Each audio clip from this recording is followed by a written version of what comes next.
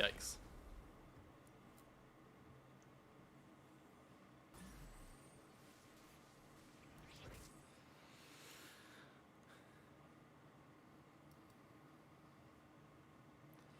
On that note, I can close out of my game.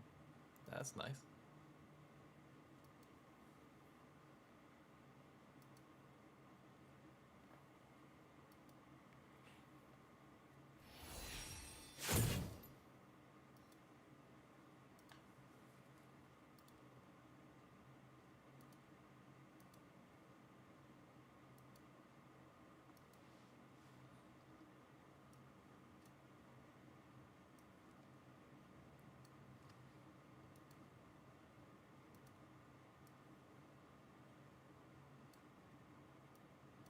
What up, what up?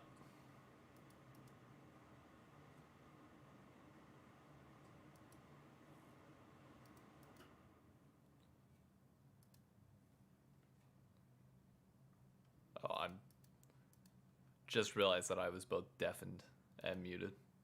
You're good.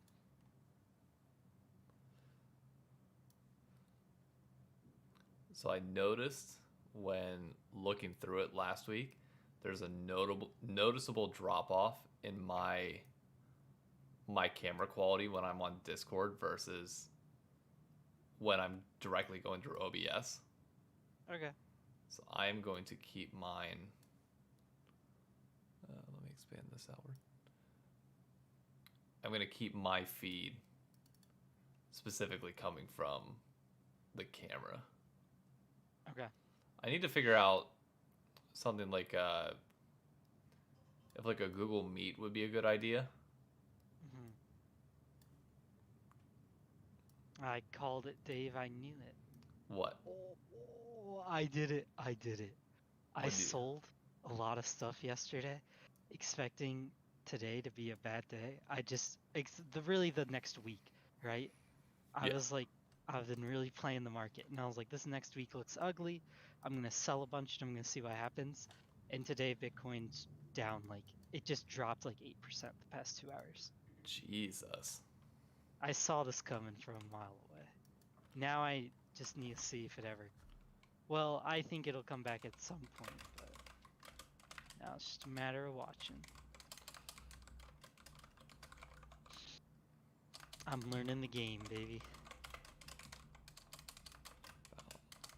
My adaptation is becoming elite. And I'm saying we're live talking about the lock-in tournament and the LEC super collapse. Super team, super collapse. Just calling it the super collapse. Wow. Super collapse for a super team. True. I mean,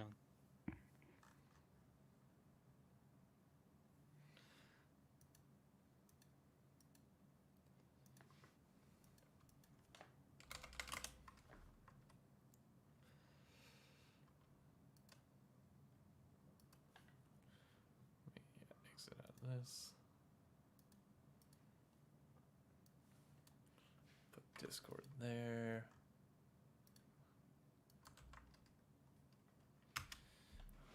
I am sorry. The only reason I've been walking away is because we are doing a puzzle, and it is upsetting me how long it is taking, and I refuse to quit until I finish this puzzle. That's the classic trope of puzzles, though. You think that Yep. you think that you're close to being done, and then you never are. Yep. I'd say a sentence real quick. I need to adjust volumes. Speak as the greatest jungler ever. I don't know why I even have you say sentences anymore. You asked. It feels honestly like such a waste of time, like a waste of air. That's valuable air that your family could be using, and you're wasting it on Smika. That's a good idea, though. I should probably grab a bottle or a glass of water real quick. Give me one okay. sec. I'm gonna pee them. Okay.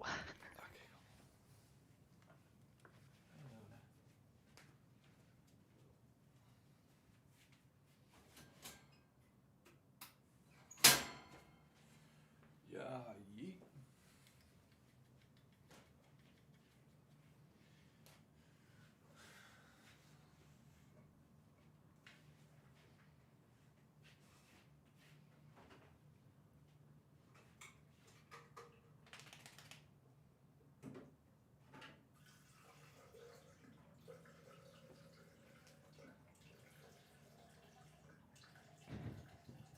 Yeah. Hmm.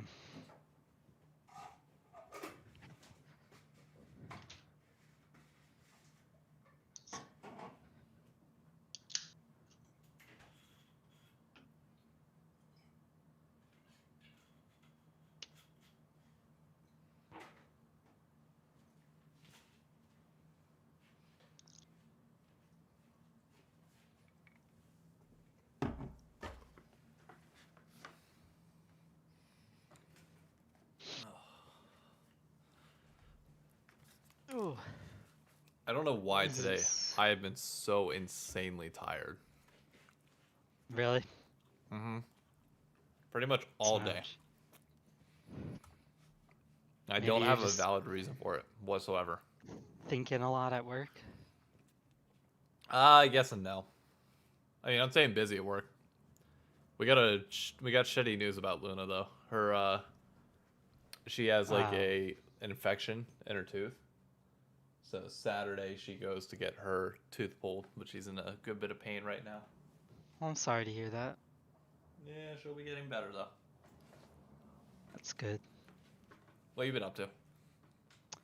I just went over to Sam's today and then started doing my trading, and it's not been too bad. I bought my plane tickets for sale, and this is crazy. I get like well, I saved like 600 bucks, but I get like $300 off a ticket because I'm in the military for Yeah, Disney. that So is that is nice. yeah, You love to hear saved that. me a ton of money. I will not lie. You guys run a hard price, my friend. What at the parks? Yeah, yeah. I know that's not you, but Hey, I'm happy Bob I get a Chapek, discount. That's yeah, all that. Bob Chapek plays no games. That man. I cannot comment on my current employer, I know, I know. I but know you can't. I I'm just can letting people know. I can comment on my prior employer though at this point because it's fucking hilarious at this date. Have you heard about Oh, Peloton? no, what happened now? Let me read you the headlines because that'll say it all. Peloton stock tumbles after reports that it is halting production. That Oh amid no. massive layoffs coming in, which to all my friends that are still working at Peloton, I texted a few people today, so it's like everybody that I know and that I'm close to, uh, is good for now. But Mhm. to anybody affected by the layoffs at Peloton, I'm sorry. To the company itself, uh, there's so many things I want to say, but so many things that I can't. Yeah. Yeah, I mean, I've had a great week only because I've been really working at charting and learning leverage trading. Mm. And I haven't been leverage trading, just to not to freak people out, but I've been learning it because it helps me read charts better. And I saw this one coming, like pretty big. So I moved out of like a ton of positions earlier last week and this week. And now everything's down like 40% from where I sold. So when you make it big with investing, you're gonna like fund everything here, right? Yeah. Like you're gonna pay for a full studio for us to have the podcast there. Like you're Yeah. gonna be our financial backer whenever people say like, "Oh, they have corporate money." Yeah, we got corporate money. We got Paul's corporate money. Well, my brother-in-law is restarting flight school. So whenever he finishes flight school and becomes a commercial airliner, and I can buy my dream thing right now is I'm looking at about 40 acres of land I want to buy. That's my Jesus, big dream right now. Which I mean, I'm not saying I'm close to this. This is a dream. what are you You know gonna what I do mean? with all that land? We want to put a runway on it because he's gonna be a pilot. Oh, and then just have like a private Yeah, private private runway. private runway, which That takes a is lot of kind money of. and I time. was gonna say it takes a shit ton of time. That's a lot of maintenance too. Yep, yep. Because to keep the, is it the tar? No, the tarmac is just like the jetting and taxiing area, right? Like that doesn't include the runway itself. The runway itself is separate from the tarmac, correct? Yeah, but we just want to do a grass one. Oh, okay. That's not bad. Yeah, we're not gonna try to do anything crazy, but more so we want a plane, and we want to have it. The thing why we want to have it our own runway is because we want to have our own hangar to store it in. Yeah. Because my brother-in-law also has his A&P, Hmm. so he could work on the plane himself. All we have to do is get a guy to inspect it. You know what I mean? Yeah. And we You're can do like, our own maintenance. and you're one crystal meth factory away from literally living the life of Trevor from GTA 5. True. I mean, actually true. You'd be the smartest one among all the Hicks. It would work really, really well. Yeah. I mean, I yeah. I mean, that's our plan. Like, I also want a pool, an indoor pool, because Indiana. So Yeah. I want that as well. But If that's you way want to be down an the line. absolute baller, put an indoor pool on the second story of your building. Yeah. I had a Yeah, no. I'm I'm good. dead serious. There was a kid in my high school that their house was on like the side of a. It's not even a mountain. It's more of a hill. Uh, but they had like a 3-story house, and their pool was as you walked in. The pool was the centerpiece of the second floor, and then you could go downstairs, and they're like the whole area underneath was like blocked off for like maintenance, and you built like rooms around it, and then the entire second floor was like the master bedroom, everything else like that. Like they were Mhm. stupid wealthy, but it was like Yeah. how much of a baller move is that to say, yeah, my pool's on the second floor? I mean, that's pretty insane. Like, Like, screw you, dude. First floor, that's shit. That's broke boy shit. We yeah, go high end here. We go second floor pool, that's a little indoor, much. not even above ground, like in ground pool on the second floor, dips down to the first. Yeah, that's a lot. You have that cousin I that you mean, really don't like that like dropped out of high school that wants to come and live with you. Fine, put them in the pool room underneath. Reduce space. They're basically living the equivalent of like Harry Potter's closet from Sorcerer's Stone. yep, that would actually be sick. I'm actually thinking about that now. That would be cool. Dang. Man, I'm Yeah, secretly a right now, dick. God. what we what we did or what I did this week is basically anything that's not a long-term hold tax-wise, I sold, to be honest. Dang. Like, because I just don't see how I mean, the government's about to raise interest rates, but I'm Yeah. not going to turn this into a financial pod, so. Yeah, Oh, we'll attract a yeah, whole different crowd there. I know, I know. But if there's one thing that I'm good at with numbers, actually, let me make sure that okay, yeah. If there's one thing that Yeah. I'm good at with numbers, that's counting the episode numbers of the podcast, and this is episode 31. Welcome everybody to the Crossover Podcast. My name is David. This is Paul, my co-host. We've been talking about Hello. finance for like 10 minutes. So if we didn't scare you away already, well, to be fair, we had the GTA connection in there, so it was somewhat tangentially related to gaming. But True. it has been a interesting week of League of Legends. We finally got back to gameplay for the first time in what feels like an eternity. How does it feel to be back for you? So, it feels really nice because we've been waiting so long to see games again. The one thing I forgot how much I loved is watching LPL highlights in the morning. Uh, Genuinely just forgot how enjoyable it is to watch that all week and have LCS on Fridays with LEC on Fridays. Well, for Like now, that's that was only a just really temporary thing. nice. Wait, LEC on Fridays? No, LCS on Fridays is only a temporary thing. Oh yeah, true, true. Because they're moving to Saturday, Sunday, Yeah, for the regular season. which I think is good. I think agree. that's good. Yeah. But But I would say overall, I thought the games were really fun. LCS, I mean, you get what you get out of all the teams having problems with visas and green cards. But overall, it was a good week. let me just address that off the rip here for anybody that doesn't know that might be tuning in that, maybe they like us and haven't been watching the LCS. Obviously, many teams have been struggling with visa issues and cannot field their full rosters for the current lock-in tournament. So you have teams like TSM, Cloud9, uh, is it Golden Guardians, I think, as well. Like, there's a bunch of teams that are fielding academy rosters or partial starting rosters. Like, Team Liquid can't have Core JJ playing at the moment at the same time as Hansama due to visa issues. Bjergsen's playing in academy due to visa issues. Like there's a whole bunch of shit going on, and it's not the team's fault. The teams have been trying to get these visas resolved since the moment that free agency opened, because that was the moment that they could legally sign a contract with all these players, and that's the second you could provide proof of work that will make you eligible to apply for a visa. So this is not the team's faults that they don't have full rosters. Yep. If you want to blame anybody, blame Riot. Tell them to push the free agency period back a little bit. Yeah, you could do that. Really, there's nobody to blame. Like, what are teams supposed to do? It's really a government problem. Like, I think government should respect esports a bit more, in my They should. opinion.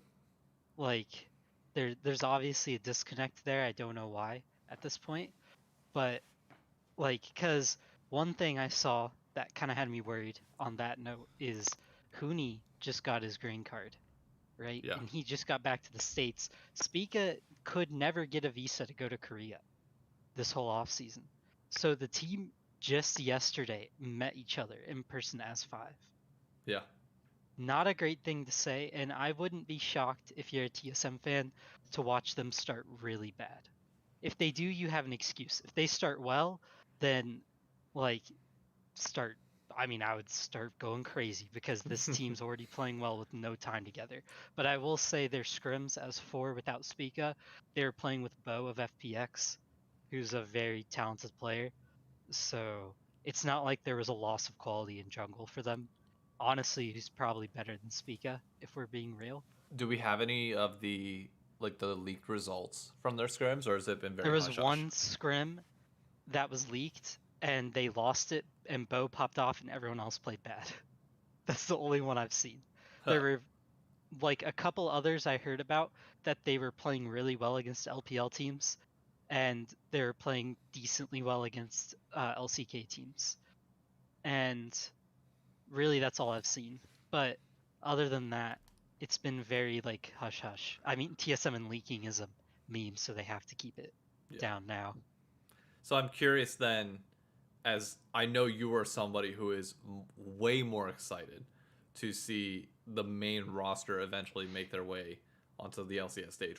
So Speak has just been in the US the entire time, correct? Yes. Yeah, because he did the jersey reveal. Oh, really quick, what do you think of the TSM jersey?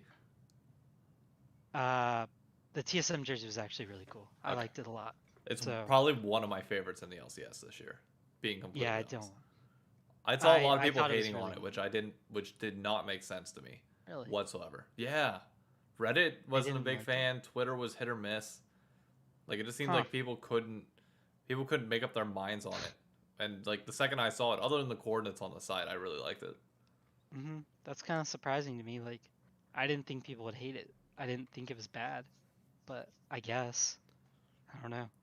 So my original question then, what has watching Lock-in been for you, knowing that you have an academy team that will likely never see the light of day in pro play? That's yeah. I mean, it's been really awkward. Well, I'll say this has been freeing a little bit. That's the word I would use because I've got to just enjoy every game of Lock-in. I legitimately have not been upset at anything because I can't be. There's no reason to be. My team isn't there to like dominate. You know what I mean? Yeah. That's not what my team's there to do. So anytime something goes well, I've been having a good time because like if they won something, I just smile because that's cool. Like they won. I'm happy to have seen that. And that's pretty good. And if they lose a game, I'm like, who cares? And then I get to watch all the other teams and really pick them apart because that's what they have to offer. Like this isn't our best form, but this Yeah. is a lot of teams' best form. I will say you guys have some weird like voodoo stuff going on with your org and your amateur players because your ADC is a dog. Like that man is insane. Who, FBI? Extinct, the guy we got. Oh, oh yeah. No, you He's mean like the crazy, our bro. talent that we've been developing? Yes. Oh, dude, Yes. it's insane. And 100 Thieves Academy is now. I don't think they're Yeah. 4-0. They might be 3-1. I'm not Yeah, 100. you're 3-1, I think, or something like that. but they've been playing so well, and like Kenvi is Yes. just at this point taking over games in Academy. It's Yeah. legitimately unfair that he's still stuck in there, but everybody on 100 Thieves Academy is playing well. It's like our Hmm. talent pipeline is now what Cloud9 used to be, which is Yep. insane. That you just like you watch 100 Thieves games and be like, okay, which one of these guys is going to be coming up? Yep. And then the same And thing with I, Evil Geniuses now as well, because they're have you seen their ADC that they have? yes, I was about to bring him up. Um, Kaori did you or see? Yeah, Kaori. Did you see the tweet from Tim about him, yeah, Oracle Elixir? yeah, that he was nearly picked up by a top 5 team. Who do you think Did that you would have been? notice? Well, did you notice who commented under it? No, who? Parth put not surprised at all. So it would have been TS. Oh, Yeah, yeah, TSM was looking at him. And think I about this, even crazier to me. TSM looks at him, and TSM brings in Extinct, and they have Tactical. When we said we're going young, we went much younger than I thought, to be yeah. honest. If I, Much, honestly, I thinking on it now, which granted we haven't seen Tactical play, and Tactical was still mhm. last split like a top 4 ADC. Yeah, very Uh, good player. I I don't know. I might have. I mean, okay, hindsight's 2020. Now that we've seen Kaori pop off on a game against Team Liquid with Bjergsen on it, like Mhm.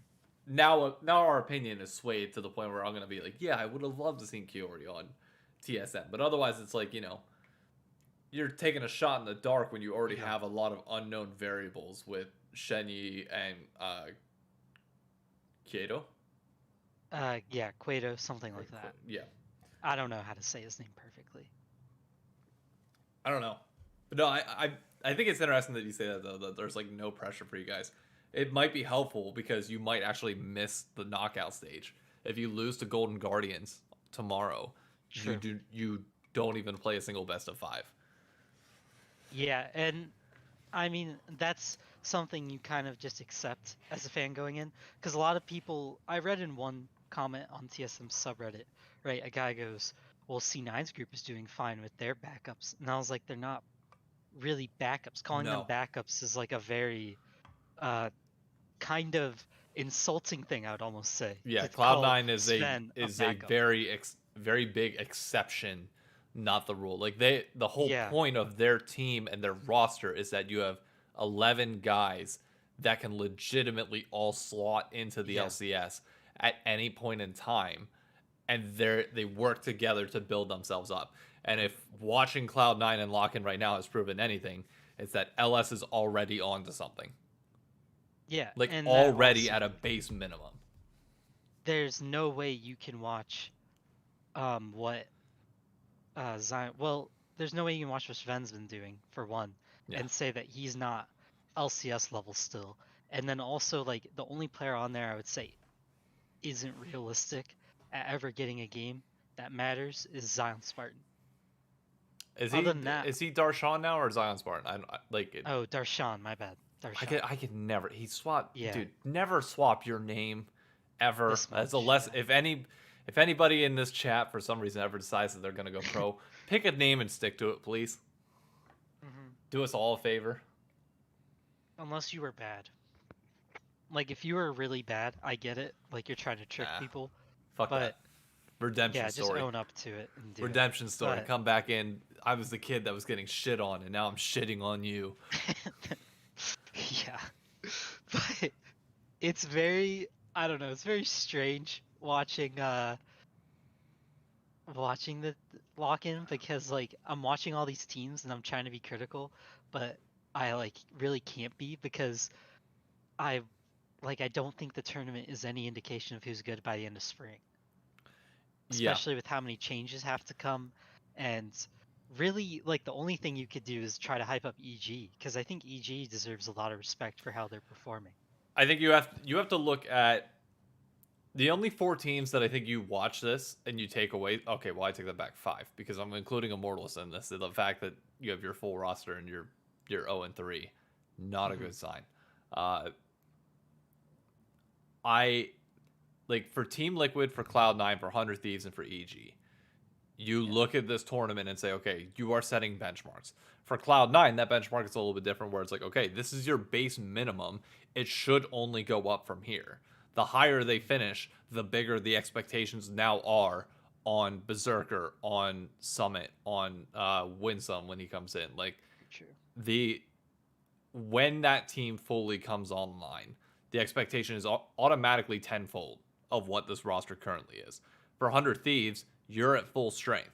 If you don't finish in the finals at minimum alongside EG, that should be considered a failure. For EG, I mean they've in 3 games they've already done what they needed to do. Jojo Pune has already proven himself as a viable mid laner in the LCS that is playing Sure. the meta champions to a high level of efficiency. I'm not willing to say that he's the best mid laner in the LCS. He's up there in the conversation for now. And Danny and Vulcan look incredible bot lane. Yep. So it's like for those two teams, the expectation is you need to make it to finals, otherwise it's a failure. For Team Liquid, if you can make it there, great. If you finish third, I don't think anybody's going to be upset. Yep. I agree. I think that's really what you're looking at. Like, you don't want to go. If you're any other team, you're kind of just seeing what you got right now and what needs to be fixed. Unless you're, I mean, TSM, I guess, because they already know what needs to change. Yeah, But the entire roster. yeah, if you're TL, I mean, you can try to nitpick TL, but at the same time, they're going to be way different when they have Core JJ back. Yeah, other than But that, that, I like, mean, from the sounds of it, that might be a while. Because that's true. the news is that they had to bring in a fill for the academy support to I make saw sure that what's his name? Elia? Yeah, Elia Yeah, can have Elia. scrim time. Yeah, because he's likely going to be starting for an extended period of time. Yep. Which, to be Which was fair, interesting he's who looked they great. chose. He has looked phenomenal in the times that he's been in. Their one loss, ironically, was with Core JJ, if I'm not mistaken. Yeah, So I just found it funny that they chose Elia over or going that route, the Han Sama route instead of the Core JJ route, because Beard joined TL to play with Core JJ. That was his big thing. yeah, He but I wanted mean, to play with Core JJ. he will at some point. But like, That is true. and Core Very JJ is true. a good enough leader that like playing with Elia under the guidance and guise of Core JJ's leadership that's close enough in my mind. Like Bjergsen's not going to be upset with that. At least not for the time. Assuming that obviously Core JJ gets his green card and everything gets sorted out there, they'll be fine. Yeah, that's a very fair point. The one person that I'm curious to know, 100 Thieves obviously got upset this past week by FlyQuest with the one game that Tenacity gets put in. Does that? I know it doesn't affect your opinion of Tenacity, but do you think on the team that affects anything there? So we talked about this a little bit, you and I did, because we kept going on about how what do you do here? Like, when a player struggles and you're giving them the easy games. Like, I I don't think it affects the team too much. I think the only thing it affects in them is playoffs. They're not gonna pull them out in a best of 5 if like because I don't think the players would want them to, like if they aren't confident in him. But I don't think it's like they're completely shot Yeah, with him. I think he still has a chance. And I still think he has a heavy chance. Like yeah, you, and there's a lot to go. what I was amazed by was the amount of people that are like, "Oh, this is like not good. Why wouldn't you just put Someday in?" Dude, it doesn't matter if Someday was in that game or not. The whole team came out flat. Yeah, Like the whole that was team's that playing was a better. team loss. The entire team just shit the bed from minute 1 of the game. Like Mhm. that's not on Tenacity at all. And I don't think it would have made a difference if Someday was in there at all. They underestimated FlyQuest, who was supposed to be a very weak opponent, and everybody stopped giving a shit. Abadage was running it down. Freaking FBI, who he were losing bot lane to a lane that they should never lose. Mhm. Well, they weren't losing, but they didn't smash like they should have. And Tenacity had leads in the top lane. Sure, he didn't transition it well, and Gwen outscaled him and ended up 1v1ing him, which is not a great look for your first game. No. But that's supposed to happen in that matchup when it goes the way that it did. So I don't blame Tenacity at all. And we talked about this privately, but it's like you still need to make sure you are splitting time equally. Like if a single loss affects your perception of him and his ability to go in and play, then you're not effectively splitting time and you're not coaching him correctly. That is on 100 Thieves, the org, if something happens with Tenacity there. Because if we're being honest, we've seen enough in Academy. We've seen enough from him in solo queue on the Fiora, Aurelia, and other picks like that. We know that this kid is good. It is just a matter of whether you utilize him effectively and coach him right. So it's not like anybody that's having a negative opinion of Tenacity, go fuck yourself. Sorry. Like it ain't on him. He just needs more time and a game where his team actually gives a shit, and he'll be fine. Yeah. So I do hope they pull him. I hope, quite frankly, if it comes to the finals, I hope they're splitting. I hope both of them get to play in the finals against DG. Yeah, I mean, I don't really see him being terrible. Like, I think that if they give him the right amount of time, he'll figure it out. But I don't really see how the coaching staff or the GM could let it get to a point where the players don't trust him anymore. Like, I don't think they would. Yeah, that would be crazy for an org that's been as well run as they've been. Like, that's the one thing about 100 Thieves I've respected the most is how well run they are. And I think it would take something major for them to fall apart like that. Yeah. I mean, absolutely major. But, I mean, you never want to say something's not possible. Like, there's always a moment when, like, a player could, well, I guess misstep or, like, just have a bad night. But I don't see that happening tonight. No, neither do I. Sorry, I totally lost my train of thought because I got Discord pinged in the middle of that. Way to go. Because one of my parlays cashed. Nice, congrats. I'm curious to see when it comes to Tenacity. Like you said, things are very well run from the 100 Thieves side. But Agreed. It's like... That's what they're known for. Yeah. I don't get the perception to a certain extent. Like, it seems like people are taking this in the same way that it was like Cloud9 subbing in Isles last split, or who was it? Yeah, TL putting in Bob Jenkins. Like, this is not the same thing at all. Mm-hmm. Like, this is a player that they are trying to do, like, to compare this to the NFL. This is the Aaron Rodgers trying to take over after Brett Favre. He's been learning under the guys for an extended period of time, and at some point you have to throw them in the fire and just let them figure it out. And it might be rough a little bit early on. There might be some bumps in the road, but eventually it will get figured out and you will have stability there because they learned under the best. Tenacity's been learning under Someday for a while. The guy is learning, has learned extensively for a year and a half now. He has the carry experience that Someday just quite frankly does not have.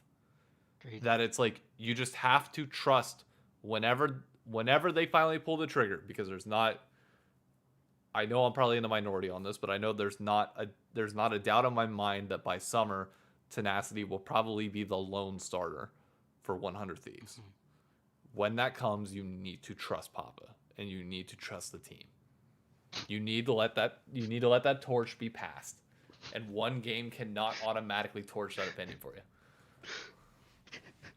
Okay. Just when you said you need to trust Papa, that made me laugh. It's true. Come to Papa. In Papa we trust. That's the phrase. And I think they will. I think it's kind of I think honestly this is going to be one of those things that maybe the media jumps on, right? To get a little narrative out of it. But I think by mid-season it's a non-story. No, I agree with you.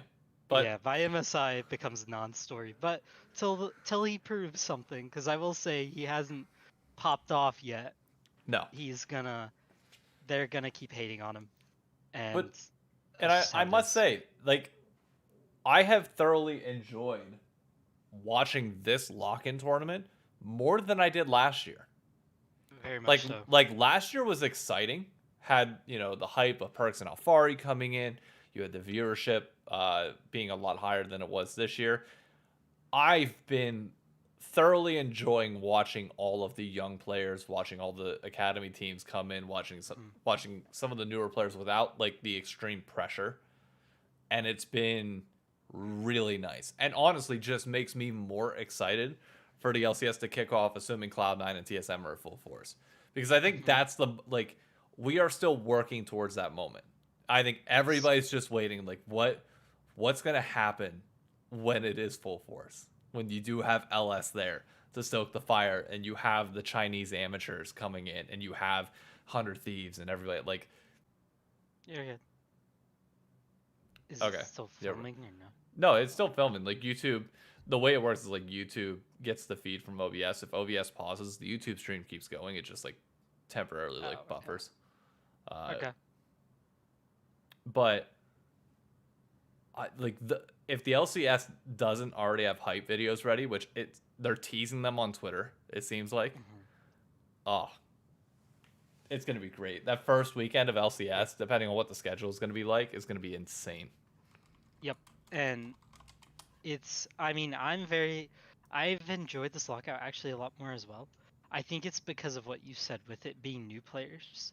There's something about it. Watching the newer players has actually been really fun. Like, it almost makes me want a Demacian Cup style tourney that's like a week before this week.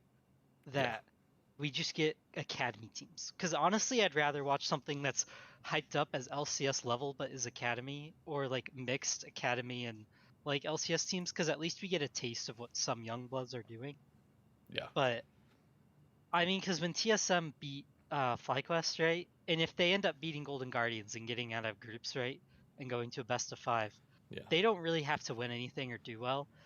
The fact that they upset like this is still pretty cool. Like, to say an academy team is like at least average LCS team is cool to me, because that means that there's some merit to academy and there's something going on there. I mean, it just adds a lot for me personally. But I would get it if people were like, this sucks because like you're not getting the purest talent. But it's like, why do you don't need the pure talent. No. And like I know I can already picture it in my head. Oh, well, FlyQuest is beating them and they're not in the LCS. Why are we allowing shitty orgs like Golden Guardians to run this roster instead of FlyQuest being picked up? Oh, we're not picking up Endemic Talent.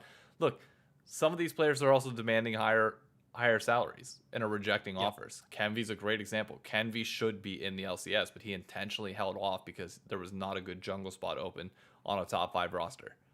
Like, you have players that had these options and may have passed on them. So it's like there's other factors that go into this that you have to be aware of before you just come out and be like, oh, well, the academy team is shitting on an LCS team. It's ripped for them. Except for Immortals, I don't really have an excuse for them. Well, that's true. That's a very good point. But you don't have to force talented players to do things they don't want to do. Yeah. That's just not how it goes. Like, I know a lot of people want to do that and they want to force it and see what happens, but that's not realistic if we're being honest. And if you keep like thinking that things should happen that way, then you're probably not going to enjoy professional league. Oh no, you're going to end up hating it. It would be a very short period of time before you just start hating everything. Yeah, because it's not for you. Like, which at that point, is okay. Which then goes in. I mean, that feeds well into like the co-streaming point as well, where it's like, at what point are you caring about the league, or are you caring about an individual personality? True. I mean, it does. Like, there's you can't just sit here all the time and want your favorite players to play. I mean, there's also that double lift argument. I was hoping you'd bring it up. Yeah, the double lift argument that they should be forcing good players in, but I don't think so, because like Jensen knows what he wanted, and he didn't want to go to a bottom tier org. Yep. Which, I mean, I'm just gonna say it as it is. Bottom tier is what it is. We all know what it is in our head. Yeah. And I'm not gonna name names. And he's not gonna go to those. So if he's not gonna go to those, and EG is the only, I would say, mid or up org, right? Like the Yeah. only EG and we'll TSM call were them the only two. competing. Yeah, top 5 orgs are competing. That's what I'll say. EG and TSM are the only competing orgs. We know TSM's not going to take Jensen because they're not going to replace Bjergsen with Jensen because that'll be meme too hard. And I think Reggie's too prideful to do that. You can all call me wrong if you want, but I think I Reggie's agree a with you. prideful guy. Yeah, I think Reggie's very prideful. And uh, then you look at the idea, okay, well, if Reggie's not going to do that, then what if, would, in any capacity, would they consider like going to a younger route, or do they want to go get a pro from another area? They try to go get Humanoid. Humanoid's a very good player, honestly, better than Jensen. Like, Oh I yeah. don't think they did not try. And then when they decided to go the younger route, they at least commit to a region that produces winners. Yeah. And it's I not like they mean, just went over and was like, hey, who wants to join TSM? Like they had a full yeah, scouting combine. Like this wasn't yeah, something that just like was ran out of nowhere. Like this was a well thought out, extensive process to find yeah. who they want that is also committed to the culture of North America.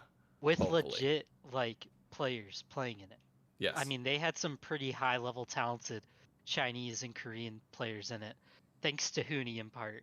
I Yeah. mean, it does help a lot that Huni is Korean and speaks that much, and then it helps that they have Peter. Yeah. Like, I would say if any org is trying to go the Chinese route or Korean route, it'd be TSM is one of the most well equipped with the people that they currently have. Cloud9 would be the Uh, only other one. That's literally it. Like they're yeah, the only two with those. Steve and TL don't have that. EG doesn't have that. 100 Thieves doesn't have that. It is only no. Cloud9 and And TSM. the only thing I think that separates TSM for me from them is that our best player speaks Chinese Yes. as it stands. That is a huge thing that I think a lot of people just kind of forget. When your team doesn't have to have the communication issues that everyone's insinuating they will have, all that kind of gets taken away when your jungler can literally bridge the gap between the most important roles. And tactical is no stranger to playing with a support Yep. who speaks in broken English. So, all things considered, I think what they did was a pretty good route. And I know Doublelift doesn't love, well, Doublelift and LS. LS said that TSM was trolling as well in their podcast. Now, Dom said he thought what TSM did was okay.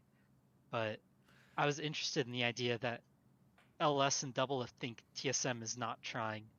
But then you have, like, I don't know, a lot of fans seem content with what we did, at least. LS, I think I write it off differently He has to because be trolling for yeah, this. like Yeah, the LS, shtick. I like it is basically the same thing as what LS did, except with China instead of Korea. Like True. they had a specific thing that they were like. I won't even go that in depth on it, but it's like it's Tweedledee and Tweedledum at that point. So him talking shit is that's just Yeah. like coaching like Cloud9 diff. Uh, Yep. Double Lift is just pure salt. I'm sorry, but Double Lift's just salty as shit on that one. And I did a TikTok live stream yesterday before going out, and somebody came in chat and was like trying to like defend the Double Lift side and saying that I'm like overly critical of Double Lift. And my comment to them was this: if Doublelift wants to have those opinions, and we discussed this before, fine. Come on the LCS broadcast as a guest analyst and talk about it. Be willing to Agreed. get your point challenged by people outside of your friend circle. The reason why I respect LS so much when it comes to his philosophies and all this is because he's willing to put his money where his mouth is and actually coach a team with these philosophies. It is like Yep. the pinnacle of what you can do. For Doublelift, you're not going to play. Sorry. Like Danny, like I loved Gyoto saying this on Hotline League on Monday. He straight up said there's no situation where I would take Doublelift over Danny. Ever. As a head coach, like if I'm recruiting one of the two of them to my team, it's going to be Danny no matter Makes what. sense. And I was like, at least somebody said it. Thank God somebody said it. But it's like if Doublelift believes that these opinions or his opinions and view on the game is the honest way of doing it, and he has his fans believing that as well. Go on the LCS broadcast and say that. If you're saying that the broadcast isn't telling the truth, ask them for a contract, get yourself on there, and go that route. But you won't, because his main priority is himself. Now, I'll reiterate this. I don't hate Doublelift. Love him as a player. I even enjoy some of his content. I will watch his stuff. There's a reason why I know about what he's saying, because I do watch it. But I'm also not going to sit here and deny that him telling 10,000 people on a broadcast that the LCS doesn't care about winning and talent development is shit, that's not good. That's not good for the LCS product. That does us no good in any situation ever. Yep. So once again, I have to come off as the anti-co-streaming guy, because I'm going to call out bullshit for being bullshit. I mean, it's true though. Like, you can't.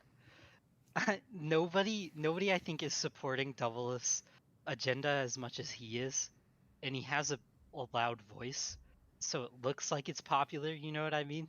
Yeah. But I don't think it's as popular as he thinks it is. I mean, he's definitely burned quite a few bridges. I mean, here's the thing though. It is popular though, because we're talking about it. That's the head. Like, we are talking about this and not something that was said on the analyst desk, because he has that much pull and influence on the narrative. That's the that's the entire premise of this, of why it's important for the LCS broadcast to try and take control of it. We should be bitching about something that Mark Z said about a player, or Emily, or Raz said about a player. Instead, we're talking about Doublelift. That's the difference. I mean, I wouldn't be surprised if Doublelift gets quieted a bit more. I mean, an interesting thing to note is his stream viewership has been going down ever since he came out and did his crusade, right? Against TSM. TSM. And I don't think he realized how many of his fans were TSM fans, you know? Yeah. And when you decide to cut ties with something, that can really hurt you. And it seems like he's kind of picked a side, which I can't blame him. I mean, if what he's claiming is true that Reggie did, it's being investigated. Yeah. It's an awful thing, and it's a good thing he came out and stopped it. Yep. But the way that the only interesting part to me was there was a TSM stream that Spica and Bjerg were on the same stream, and Spica said something like, don't worry, he had something go wrong and he got beat up in a game. And he said, but it's fine, I'm used to being abused. And Veer goes, oh yeah? And he goes, no. Like, when I was a kid, I'm used to being yelled at and stuff by my parents. Not the org. I love my org. And it's so it's the things he's saying aren't just affecting the team, right? Or an org. Yeah. I mean, the players also have to deal with that. Players that were his teammates, they're also dealing with playing for an org that's constantly getting called every TSM thread I see, if they lose a game, people are saying protect the players, hide the players, or whatever, stuff like that. So it's not like the players are immune to it. So they're dealing with a lot too on their end. Yeah. So it'll be interesting to see how it all plays out. And it's also kind of odd the way he's yelling at newer players, because a lot of these newer players are actually making cool narratives and popping off. And if he keeps that up, I feel like he's creating so many enemies. At some point, you can only be the villain for so long, and being the villain usually doesn't pay off as well. No, never does. You need some sort of arc to bring you back into the light. Otherwise, eventually you'll just get caught in that role forever. He's becoming a Skip Bayless, if I'm being honest. Yeah, that's a great comparison. Yeah, he's becoming that guy who yells so much that you start to tune him out. Yep. And you don't really love everything he says, but sometimes he says something right. And occasionally you watch his stuff on Twitter because you want something to laugh at, you know? Yeah. You want something to kind of get you going, or at least get a topic. That's what he's becoming to me. No, I completely agree with that. So I'm curious to know your thoughts then. Did you watch the analyst desk? A little bit. What do you think? I actually really liked it now. I thought Emily, she seems really lively. Oh yeah, The Seems combo like she that put a they lot of put work her in. with has brought her out notably compared to last year. Yep. Raz is killing it as well. Uh, I said it in a video today. I think this is the best analyst desk already that we've had in 3 to 4 years. Yep. Hands down. And like the chemistry that they can then build on top of that by being consistent there is great. Emily has already come out publicly though and said that she's not the type that can do like the one-off content like somebody like Shocks and some of them do. So like that is going to be on Raz, Dash, and the guest host to really push the content in that narrative. But Emily is uh, a phenomenal devil's advocate. Personally, she's Agreed. always able to argue the other side. I don't know if you caught this on Sunday at all, but if you have time, I would go back and rewatch the LCS waiting room. They had a good 10-minute discussion on which is more important, having a superstar player and a roster full of superstars, or a team that meshes well.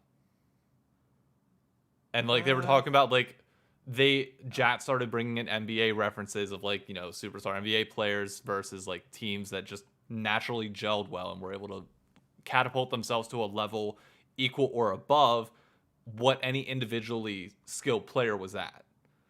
Yep. It was a phenomenal discussion of just philosophy and theory in like team building, team crafting, and like potential like ceilings that like I agree. I can't remember the last time I heard something like that on the LCS, and it was just amazing. Yeah, it actually. I mean, Jat has been doing what Jat always does when he came back. I just love everything he does. I guess I'm a Jat stan. So am But I to a certain extent. yeah, everybody is. I think. But then like watching the others, I feel like they've been doing a lot better as well. I do wonder. Like, I don't want to put it all on Jat, saying like, oh, Jat's saving the day. But I do wonder how much he like brings people up in a way. It just Yeah. seems like there's a certain quality he adds and like ideas he brings to the table that help a lot. And So I don't know how to word it in a way that like doesn't though he bring other people what you're down. saying is that he elevates people around him. That's not True. speaking Yeah. anything onto like his status above anybody else, but it's just like you can Yeah. have like I would put this as like the equivalent in like a ranked game of League of Legends. You can have that one guy that's silver on a team of platinums that just makes everybody want to go fucking hard. Yep. And that might be like we don't know whether people love Jat or hate Jat behind the scenes, but at the end of Oh, the day, it's like yeah. regardless, it always seems like people around him become more lively with discussion when he's involved in some capacity. Hmm. I would flip it though a little bit. What? The way you put it.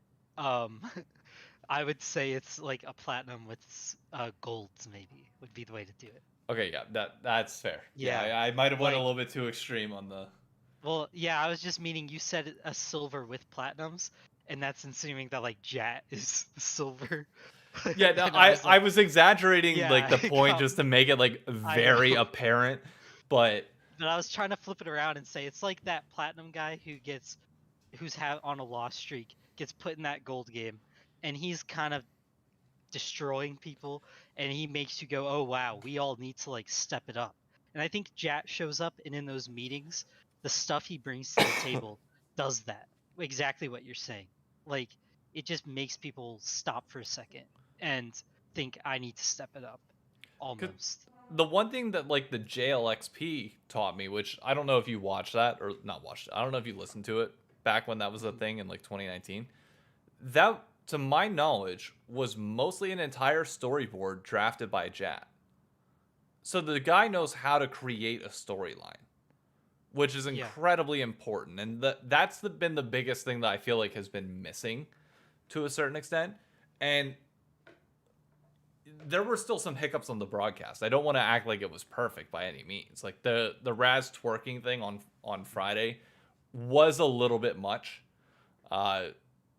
Also, I noticed Avali called him out because it's like they didn't credit TL or Avali in that at all, despite using the footage, which is Yeah, that's kind of a big mess up. But a little bit. yeah, but I wouldn't say it's the kindest thing they've done. yeah, but ultimately, like the building blocks are there for this to become a solid product long term, Mm. and I'm happy they still have co-streaming for now because you can get out some of the kinks early whenever co-streaming does kick or does go away in week 2. Yeah. Because then all eyes are on the broadcast and only on the broadcast. And it's going to be like that is your time to shine to start convincing people to come back. For those that say Yeah. that they're never going to watch the LCS without a co-stream, that's going to be your moment. Yeah, I actually completely agree with that. I didn't even think about that. Like, that is a very good point. I mean, with Avale coming back, I feel like it does add a lot in the sense of You said or not Avali with coming Avale back, by the coming way. back. My bad. With Jack coming back, uh, it adds a lot to that idea of like the content can flourish with story building, but then like the part where they forget to credit Avale, I think is just another one of the small blunders they do. Yeah. Like it seems like it's one of those, maybe I guess I'll kind of revise the statement, but 2 steps forward this week, 1 step back a little bit. Yeah. Because the twerking thing wasn't even that good to me. Yeah. Like, No, I didn't even think the it was that context funny. didn't. No, like that was a And world specific video that felt out of place. yeah, and that they do something like that, which isn't even really that funny to me, and it causes drama, is just a real slap in the face almost. Yeah. Like, they kind of missed the whole mark there, The in biggest my thing that I just opinion. want to see from them, like, to focus more on is I get wanting to take community comments, but you can get community comments that are circled around a specific point. True. Like, uh, as happy as I was to see myself on the LCS broadcast to a certain extent, my thing's also not needed. Like it's like I made a comment about Jat returning, which was like a great like feel good moment for like a minute. So like that duration felt fine. But like Mhm. the majority of the community comments you should be bringing up should be around the upcoming week's games and keep it related to what we're about to see in 30 minutes or some of the discussions that are ongoing within the community. So like the Whippo hole breaker, like, you know, are bring up the discussion of are LCS pros building correctly? Because that's been a community perception for a long period of time. Like, True. are you going to embrace that? And not flame players, but say that, yeah, you're right. That's what should be built. Or, you know, you go the opposite direction of actually saying like, no, well, let's stop and analyze this properly with people with higher level understanding of the game. Was this actually the right thing to do? And you start pushing back on some of those negative narratives that have just been pounding you in the face for an extended period of time. Yep. I mean, I agree with that. I can tell you this though, all of our thoughts and opinions have been heard by Riot. What about like how the narratives have been and all that? I got confirmation from 2 people within Riot that that my content and our I don't know about our podcast specifically, but I know the clips that have gone to on TikTok, they've all been seen by the LCS content crew or like the LCS. Harp? Really? Yeah, Wow, that's kind of funny. Our I bet. clips. And well, like all like LCS TikTok content in general had like they see it, Yeah. like Wow. they notably see it because I did shoot a DM real quick and be like, hey, you know, I made 2 videos this week that were a little bit more critical of the LCS, Hmm. but like constructively critical. Like these were great. This is what I want to see them build off of and continue to go forward. And I shot a DM just being like, hey, just want to make sure this doesn't come off as bitching, because that's the one thing that I say that I don't want to see. And I feel like Yeah. I feel like I'm laying it out well. And he said, no, you're doing it well. Messages received, and it's you know we love the opinions Good. on Good. it. And it's like, yes, Thank God. I was gonna say, because we don't hate them. We're just saying what we're thinking. Yeah, it's like, you know this as damn well as I do. There's a positive way to give feedback, and there's Yes. then there's bitching for the sake of bitching. Yep. I don't think either one of us have ever complained about something and not given a viable, like, this is what you should have done instead, or this is how it should have happened, or how we would recommend it. I can't think of a time where that didn't happen. Yep. But yeah, that is very true. Do you want to move on to the other league? Yeah, I just want to also finish with Oh yeah, go ahead. I thought viewership was good this week. It was honestly not great, not exactly where you'd want it to be, but it was better than what I thought it was going to be. Yeah. I'll put it that way. And I don't think everything's as doom and gloom as we were talking about last week. It seems like things are okay. Yeah. I'll put it that way, because I think TSM is going to bring a lot of viewers when they have their full roster again. Same thing with Cloud9. Yeah, and Cloud9. And we haven't got to see those yet with 100 Thieves. Like, I get the view. It was a 34% drop in viewership from Lock-in last year to Lock-in this year, which I know for a lot of people is going to be jarring. But there was no marketing and no content put out prior to this week to hype people up for Lock-in. People didn't even know what rosters were going to be playing, which makes it really hard to drive any sort of narrative. I got confirmation they were in the middle of production for content for Lock-in, but it got shut down due to COVID. So we were supposed to get things, but they could not finish making them. So they just went with like that 10-day like countdown thing. Yep. So, you know, we said last week we were hoping it hit over 100,000. You know, Yep. were we being a little bit pessimistic? Yeah, absolutely. You know, it hit 230, which is still good. But I would like to see it at over 300 for the start of LCS. Agreed. I think that's my more important benchmark. Like, Lock-in is going to be great. I think finals will still get a good bit of viewership. I wouldn't be shocked if it hit over 250,000 or got close to 3. I'd like to see it hit 300,000, but I'm not sold that will be the case. If it's I think it depends what teams are in it. Yeah, if it's EG versus 100 Thieves or Team Liquid, I think there's a chance. But beyond that, as long as viewership maintains itself here and then hits over 3 for like week 1 with everybody there, assuming Cloud9's there and TSM is there, I think we're fine.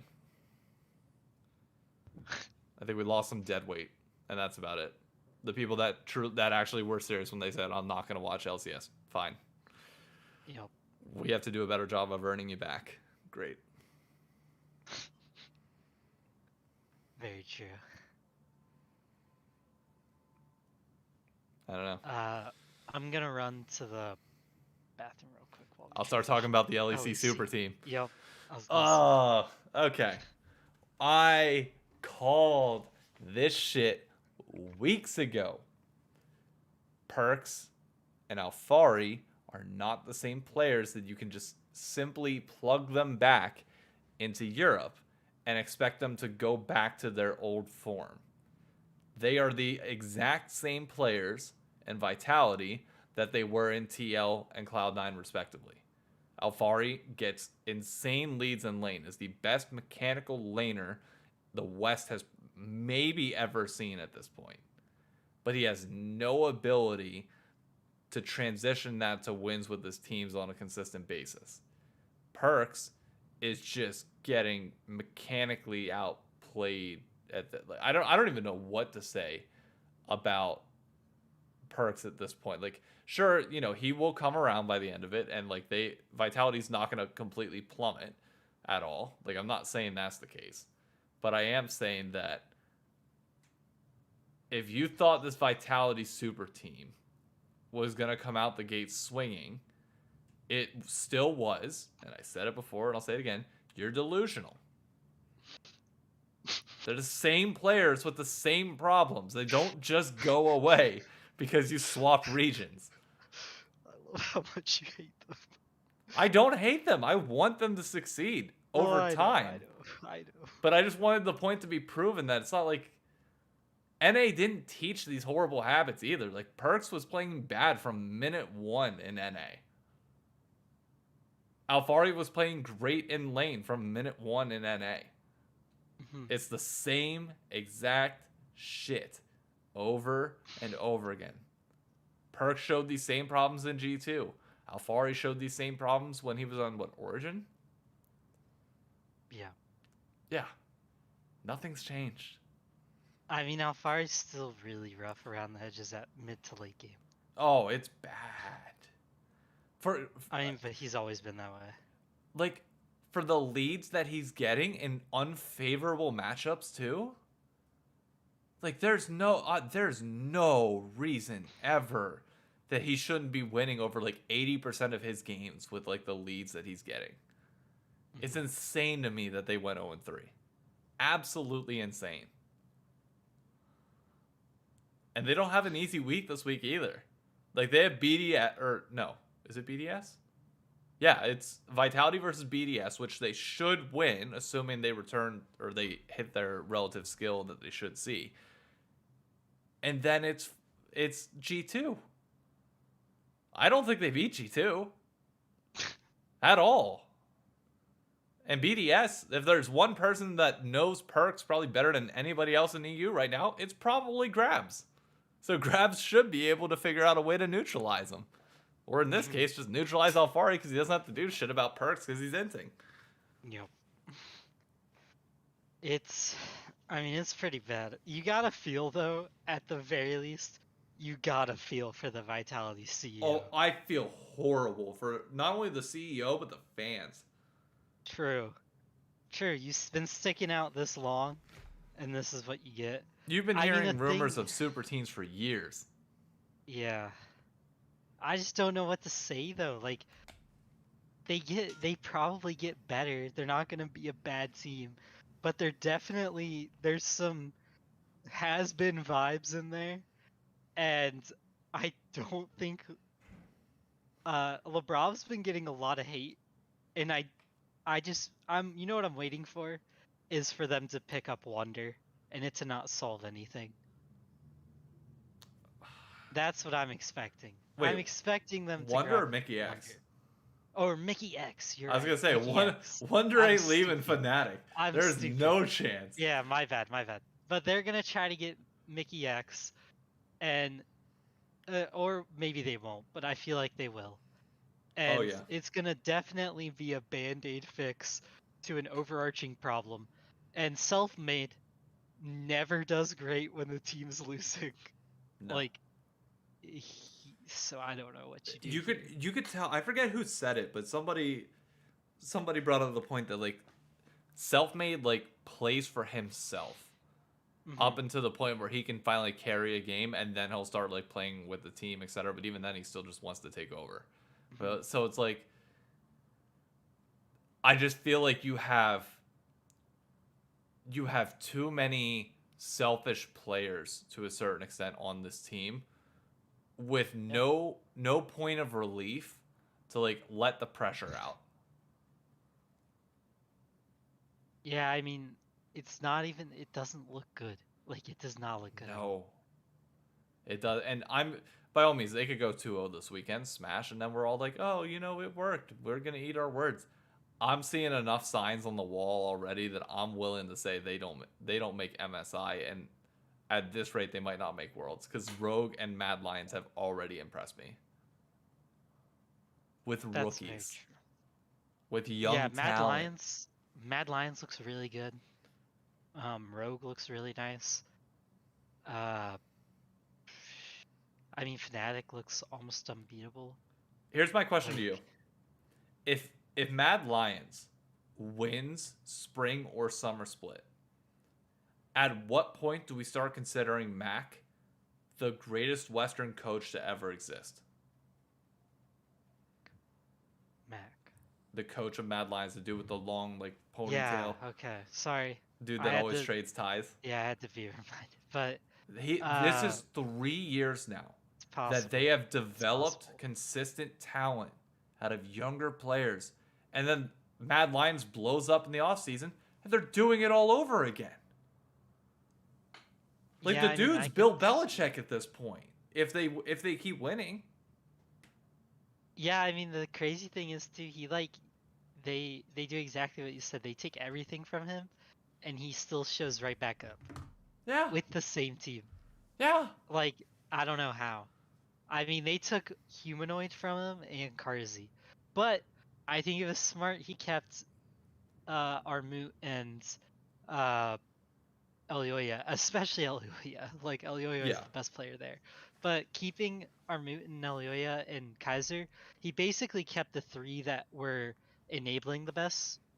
I don't know how he's such a good talent evaluator. That's what gets me. Like, he's consistently nailing these talent evals, and it's kind of impressive, like, in It a lot of is. ways. Like, it is reminiscent of Cloud9 Reaper. The difference being that Reaper didn't win as many LCS titles. Mhm. Like, Mac is on a destruction path right now. It's very The true. only thing standing in his way at this point is Fnatic in my eyes. Because, like, okay, I get Rogue is 3-0 right now with younger players as well. They also didn't play anywhere near the same caliber of teams in week one. And I think this will be the week that they get humbled to a certain extent. Because Agreed. their schedule is Mad Lions and then, okay, well, Mad Lions and BDS. So, like, they still have a relatively easy week. But over the next 2 weeks, it's BDS, and then in a row, you have G2, or you have, no, sorry, I misspoke on that. It is Mad Lions first, and you have a relatively easy match with BDS. Then you immediately go into Fnatic Vitality next week. Like, their next week and a half is going to be just horrendous. So if they can escape that, then sure, maybe I'll include them in the conversation. But for now, I'm not willing to, given that their wins were over Astralis. Misfits was good, but then SK. So it's like, nah, you haven't faced the top teams yet. Yeah. I mean, they still have a bit of proving to do, but if they can really bring it together, that would be sick. Like, yeah, it's just that little bit of figuring it out that I think uh they need to, like, or they need to at least prove that they can beat a good team, like you said. If they can finish off that and beating a good team, then I'll like really jump on their bandwagon. But right now, I just really like the way they play, and I think it's very dominative, and almost like Rieker's actually pretty cool to watch. He's a lot better than I thought he'd be, and Unforgiven is super good. Like, that kid just has Yeah. talent Oh oozing my out of him. god, yeah. He's been a blast to watch. Yeah, his Jinx is very good, and Kaiser's very good at enabling him. He's a lot better lane wise than Karzi, Yeah. which is kind of funny that that one CEO like says they're gonna replace him, like, and everybody flames that CEO of Mad Lions for overreacting at Worlds, which was totally out of line. He shouldn't have said what he Yeah. said. But the guy ends up being on the winning end. He ends up getting it right. Yeah. He ends up blaming the right player. That's what amazed me. Yeah. He blamed the right person, which usually when somebody starts flaming and talking trash, they aren't blaming the right person. He actually seemed to have picked the right guy. I mean, all things considered. Like, they blamed Karzi and they said Karzi could have played better, and now look at them. They're, I mean, they're getting bailed out pretty hard. So Yeah. I don't know what else you say to that. I'll tell you what I say. I want to see him up against Fnatic. Because, dear God, does Fnatic look good. Fnatic looks really good. Hillsong is. I don't want to talk about MVP cases yet, but his Rakan game was one of the best I've ever seen. Uh, Humanoid's humanoid. Razork is playing insanely well. Wonder's playing. I mean, you have people in China asking or making World of Warcraft jokes about how, like, whatever expansion it was the best thing to happen for Wonder because it got him back to playing League again. Like, whenever they are talking about it, that's when you know it's good. Yeah, player's very popular. So it's like, oh god, are we back to Fnatic being the dominant team in Europe? Like, are they the pinnacle of everything again? I mean, I think so, a little bit. I think they're back. I mean, they look really, really good. I the LEC has honestly been a blast, which I call it the corporate league in private because it's great to turn on whenever I'm at work from like 12 to 5 o'clock, and then whenever the LEC gets done, you're done for the day, and it works out well. But you end up getting like to watch all the games passively. What? For LEC? Yeah, it just works out so well. Yeah, getting to watch them, like, it's cool in some ways, it's annoying in others that they're during the workday because, like,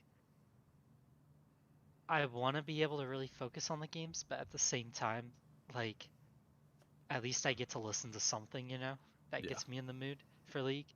But it's like, I want to focus and actually get to know the teams, and I feel like I somewhat know the teams, but in some ways I don't. yeah, And because you there's can't little fully things you concentrate on it. miss. Yeah, definitely easier to focus on NA and China, because, like, I have weird sleep schedule somewhat, so I watch China sometimes live, and then also like I um also just happen to like watch all of their highlights, and I really enjoy the way they play the game. So I honestly know a lot more about LPL than LEC in some ways, Well, which speaking of can be LPL, awkward for me. my team is 2-0. Who? Billy with Billy Doggo and Billy. Uzi, Yeah. even though Uzi hasn't played yet. 2 and You're a 0 for big them. Billy Billy fan? I Just know because you like just because them. of Doggo and Uzi. That's it. Oh, okay. I thought it was weird that they got both of them. I mean, it's smart. You need somebody good for when Uzi's not playing because Uzi cannot play the entire year. He's never going to be healthy enough to. Yeah, it's true. So it I makes mean, I sense. was just surprised Doggo took the deal. And he's playing well. Doggo's making a career for himself in the LPL, which is insane.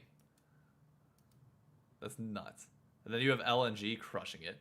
OMG was great until they got their asses whooped by BLG. So, you know. Who's on LNG now, by the way? Sorry. LNG is the Shy, and no, I could be wrong there. No, Give I me a think it second. is. No, Isn't it? no, it's not. It's Ale top. Oh, yeah, yeah. It's Ale Tarzan, um, DoMB, and Oh, that's what it was. I Doing B, forget yeah. the bottom lane. I know LV. I think LV Mao is the bottom lane. I can look it up real quick though.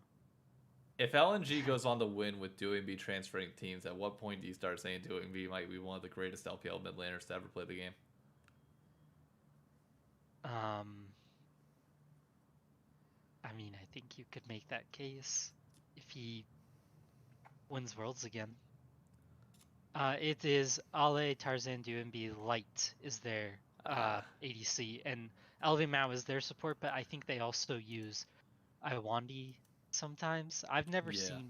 I haven't seen much of Iwandi though. I see LV Mao more, so I don't know a ton about him. But I mean, they're just good in every lane. That's the thing. To put Like, it into they're actually context, good in every lane. oh yeah, you have 5 remaining undefeated teams: Billy, Victory 5, FPX, LNG, and EDG. Yeah. I I love mean, that they there's a have lot 20 of. teams. That is so nice. Yeah, and the season just started, so you're gonna see a lot of uh like good league. Yeah. You have The one FPX person I versus want to JDG. Oh my, I want to wait. see Sword Art again. Who is Sword Art playing for? Weeboo Gaming. He might just Suning, renamed. Yeah. Okay. What are they at right now? Because I know they lost I their. think they're 1-1. Maybe they're 0-2. Yeah, they are 1-1. They lost to Billy. Yeah, I thought I watched them 1-1, but Fucking Billy. it's. Let's see. Is there? I want The to big see some. match is this Saturday. OMG versus EDG. Yeah, that'll be a really good one to watch. I mean, that'll be fun. I'm trying to find. on their game. LNG versus FPX on Wednesday, January 26th. Next week. I mean, LNG has been really fun to watch because, like, legitimately, they're so aggressive. Like, it's crazy how quickly they try to end games. I mean, some of their players will have like a couple thousand gold, and they're in the enemy base, like still trying to fight them and losing, like massive, like shutdowns, and then they just die, buy items, and go right back and try again to end. Like Quick just back. the way the Chinese play is so unique to like professional League of Legends. Like they make the game look so much faster than it is in China. So that's why you're Which, so excited to see TSM play. well, yeah, I mean, like I don't it's blame gonna you. be, yeah, it's gonna be interesting to see if they like commit. You know what I mean? Yeah, TSM ends up having like the longest game time out of everybody in the LCS. I'm Yeah, gonna laugh so hard. that's why I would be disappointed. Like I would be greatly disappointed, even if they were winning with that strategy. I would be greatly disappointed because I think the reason you get Chinese players and Chaobi as your coach is to push the edge, and we, I think it benefits the region Yeah. a lot to have a team like TSM. And I'm not saying like TSM as in they're going to be that. I mean any team that does that. I think you need teams that push teams to play quicker. I think TL is a detriment to the league more Oh, than a with help their to the current league. playstyle, yeah. Whenever I saw them draft Yeah. like the traditional like team fight, like send it 5 down, it's like, ugh, Yeah. this I again. mean that's what they've been though since they started winning. That's all Yeah. they've done.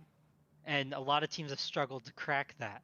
100 Thieves finally did, but 100 Thieves still has some. They have some little things to refine about their speed of play, Yeah. and or pace of play, I guess, whatever you want to call it. And I think TSM and them could really push each other to up that pace. I agree. And I think Cloud9 is going to be the exact opposite. They're going to be the TL way of slowing the game down because that's what LS does. Everywhere Yeah. LS goes, he likes to slow it down. And that saddens me a little bit. It I think does and it EG is doesn't. also helping with speeding it up though as well. That's my thing. So you have 3 teams in my mind that so long as they commit to it, they can all Hmm. push each other insanely hard, which will either force LS to either A, adapt, or B, which I think is more likely, find a way to crack that code. And if there's Hmm. anybody that can realistically crack it, it's going to be the guy that overthinks the ever living shit out of the game, and that's LS. So it's Yeah. like I by all means, I hope they both continuously like beat up on each other and find ways to, TSM lands the first punch. Okay, well Cloud9 adapts, figures it out, lands the next punch. TSM then comes back, figures out a different way to do it. Like Yep. you want to get that back and forth that just continues to challenge each other. That's what Yes. makes us better as a region. And that I cannot wait for.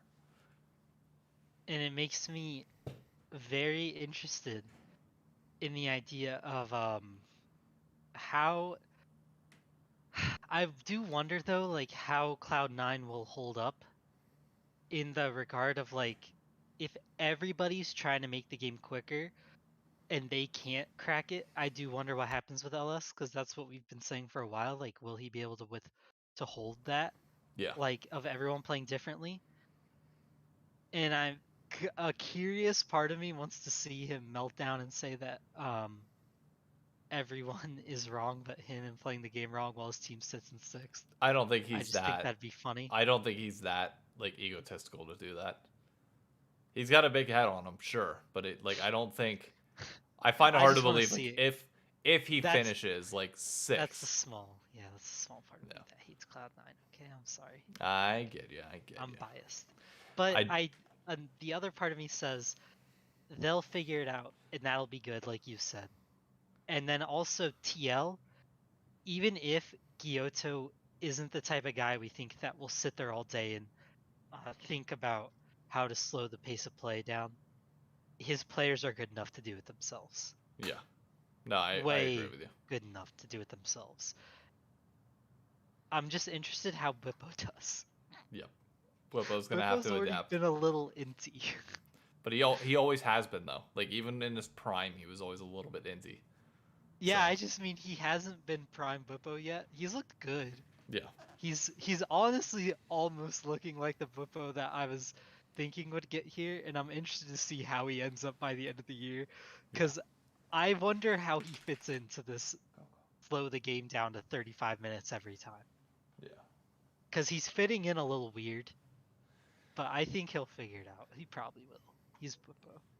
I get you. He figures Unfortunately, everything out. Coco stretching out is my signal that we need to end this because I gotta let them out. Emily's gonna be back Okay. soon as well. Any All final right. closing thoughts? No. Yes, No. Coco digs for her ball. Really, just like love you, Speaka. Bye, Speaka. Hope Tenacity plays this weekend. That's my closing thought. True. Have a good weekend, everybody. Catch you next week. Be sure to tune in for LCS and LEC this Friday. This has been the Crossover Podcast. I'm David. That's Paul. We'll catch you on the next episode. Thanks for coming.